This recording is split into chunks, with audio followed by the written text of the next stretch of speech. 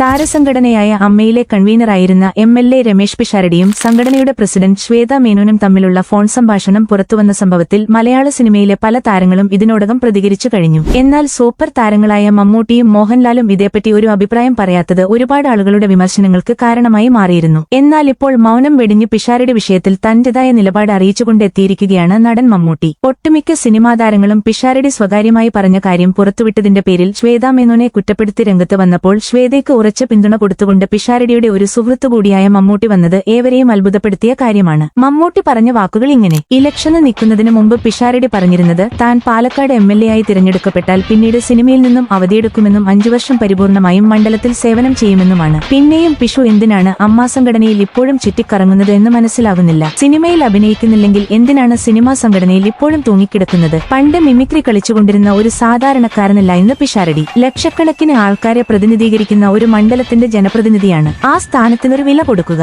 അങ്ങനെ വില കൊടുക്കാത്തതുകൊണ്ടാണ് ഇത്തരം കുഴികളിൽ ചെന്ന് ചാടാൻ തോന്നുന്നത്. ശ്വേതയോട് സംസാരിക്കുമ്പോൾ പിഷാരടി കുറച്ചുകൂടി ജാഗ്രത കാണിക്കേണ്ടതായിരുന്നു. ഒരുപക്ഷെ ശ്വേതയോടുള്ള സ്വാതന്ത്ര്യം കണക്കിലെടുത്തായിരിക്കാം പിഷാരടി അങ്ങനെ പറഞ്ഞത്. എന്നാൽ ശ്വേതക്ക് ഇത് ഇഷ്ടപ്പെട്ടിട്ടില്ല എന്ന് അവരുടെ റിപ്ലൈയിൽ നിന്ന് നമുക്ക് മനസ്സിലാകും. ആ ഒരു അവസരത്തിൽ പിഷാരടി വീണ്ടും സംസാരം തുടർന്നത് ഒട്ടും ശരിയായില്ല. എന്നാൽ ഇവിടെ പിഷാരടി ചെയ്തതിനേക്കാൾ വലിയ തെറ്റ് ചെയ്തത് ശ്വേത മേനോനാണ്. പിഷാരടിയുടെ സംസാരം ശ്വേതക്ക് രസിച്ചില്ല എന്നുണ്ടെങ്കിൽ നേരിട്ട് തുറന്നു പറയാമായിരുന്നു. അല്ലാതെ ആ സംഭാഷണം പുറത്തുവിട്ടത് തന്റെ സൗഹൃദം ചൂഷണം ചെയ്തതിനു തുല്യമാണ്. ഇനി ശ്വേതക്കെങ്ങനെ പിഷാരടിയുടെ മുഖത്ത് നോക്കാൻ പറ്റും? സിനിമാ മേഖലയിൽ ഇന്നുവരെ ഒരു പരാതിയും കേൾപ്പിക്കാത്ത പിഷാരടി തന്റെ ജീവിതത്തിൽ ഉടനീളം ചുമക്കേണ്ട കരിനിഴലായി ഈ സംഭവം മാറുമെന്ന കാര്യത്തിൽ സംശയമില്ല. ഇവിടെ കുറച്ചാളുകൾ പറയുന്നത് കേട്ടു പിഷാരടി ശ്വേത മേനോൻ വിഷയത്തിൽ സൂപ്പർ താരങ്ങളൊന്നും പ്രതികരിച്ചില്ല എന്ന്. എല്ലാ വിഷയത്തിലും പ്രതികരിക്കാൻ ഞങ്ങളെന്താ വല്ല പ്രതികരണ യന്ത്രങ്ങളാണോ? ഞങ്ങൾക്ക് ആവശ്യമെന്ന് തോന്നുന്ന കാര്യങ്ങളിൽ മാത്രമേ ഞങ്ങൾ പ്രതികരിക്കേണ്ടതുള്ളൂ. ഞങ്ങളുടെ പ്രതികരണം കൂടി കേട്ടാൽ മാത്രമേ എല്ലാവർക്കും തൃപ്തിയാവത്തുള്ളൂ. സൂപ്പർ താരങ്ങളാണോ ഓരോ വിഷയത്തിന്റെയും ആത്യന്തിക വിധികർത്താക്കൾ? ഞങ്ങൾ ഇന്ത്യ രാജ്യത്തിൽ തന്നെ ജീവിക്കുന്ന സാധാരണ പൗരന്മാരാണ്. ഞങ്ങളും ഭരണഘടനയ്ക്ക് കീഴ്പ്പെട്ടവരാണ്. മലയാള സിനിമാ താരങ്ങളുമായി ബന്ധപ്പെട്ട് എന്തെങ്കിലും തരത്തിലുള്ള പ്രശ്നങ്ങളുണ്ടെങ്കിൽ അതിന് മറുപടി പറയേണ്ടത് അമ്മ സംഘടനയുടെ തലപ്പത്തിരിക്കുന്നവരാണ്.